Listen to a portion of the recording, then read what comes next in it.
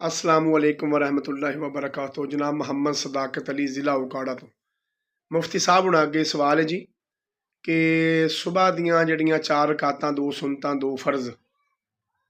جماعت کھڑی ہو گئی ہے تے پیچھے جناب اسی دوا دو میں اپنی گل کردا جی کہ اسی کوشش یہ ہوندی میری کہ میں سنتاں پڑھ کے جماعت نہ یعنی کہ رلاں تے سوال ہے جی کہ اپنا فرض تو بعد اسی سنتاں پڑھ سکدے ہیں تے یا یعنی کہ پہلو سنتاں لازمی ہیں اور فرض جڑیاں ہے امام صاحب جماعت دے نال یعنی کہ اسی جماعت تو بعد چ سنتاں پڑھ سکدے ہیں ان دے بارے جناب تصدیق کر دیو۔ بہت شکریہ جناب، السلام علیکم ورحمۃ اللہ۔ سوال پوچھا ہے کہ سنت فجر اگر رہ جائیں اور جماعت میں شامل ہو جائیں تو پھر ان سنت کی ادائیگی کا مستحب وقت کون سا ہے؟ کیا امام کی سلام پھیرنے کے بعد، فرض پڑھنے کے بعد فوراً سورج نکلنے سے پہلے اس کو پڑھ سکتے ہیں یا نہیں؟ شرعی حکم یہ ہے کہ اگر کوئی شخص فجر کی نماز کے لیے مسجد میں آیا اور جماعت کھڑی ہو چکی ہے اور وہ سمجھتا ہے کہ اگر میں سنت پڑھ کر آؤں تو جماعت میں شامل ہو جاؤں گا، چاہے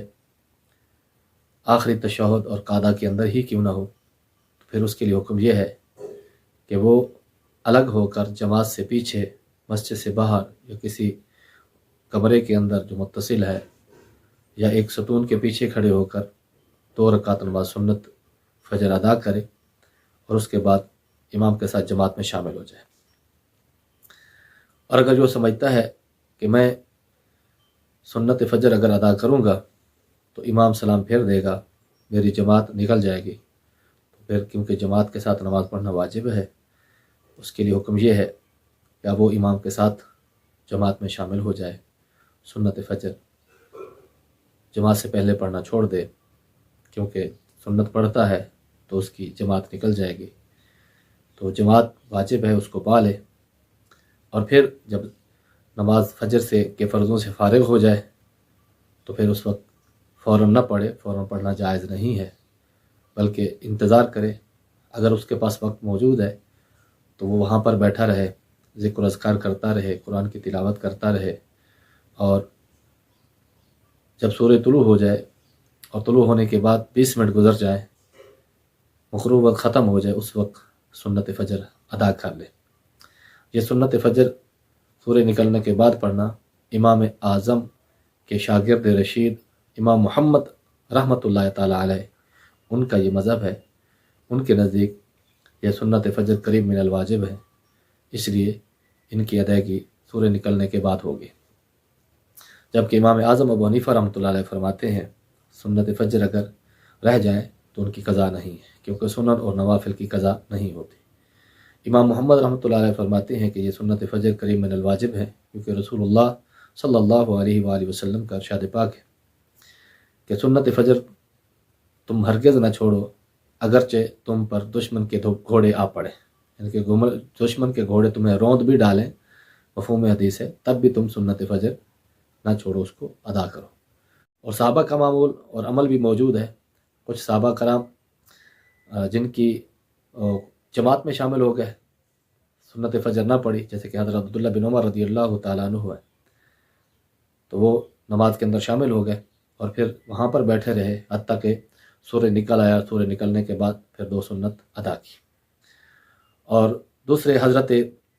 ابن عباس رضی اللہ تعالیٰ عنہ، یہ تب دونوں مسجد میں آئے، جماعت ہو رہی تھی، حضرت عبداللہ بن عمر رضی اللہ تعالیٰ عنہ جماعت میں شامل ہو گئے، جبکہ